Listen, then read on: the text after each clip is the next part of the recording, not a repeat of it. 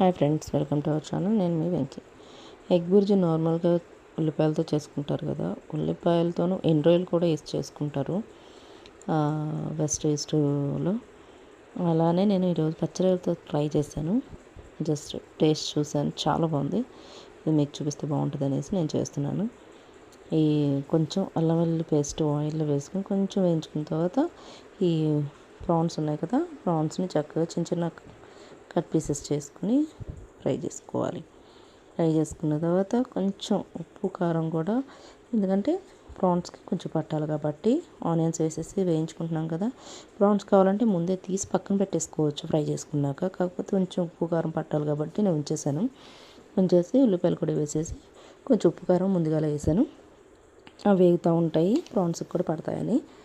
అలా అలా వేగిన తర్వాత చక్కగా ఆయిల్ కూడా పైకి వస్తుందండి. ఉల్లిపాయలు మంచిగా వేగిపోయిన తర్వాత అప్పుడు మనం ఒక 2 ఎగ్స్, మనం క్వాంటిటీని బట్టి ఎగ్స్ బ్రేక్ చేసుకుని చక్కగా అది కూడా మళ్ళీ మిక్స్ చేసుకోవాలి.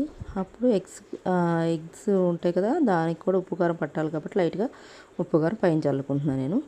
అంతేనండి.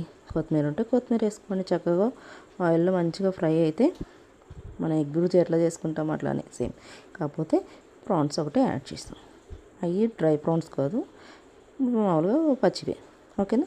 నచ్చితే లైక్ చేయండి, షేర్ చేయండి, కామెంట్ చేయండి. Thank you.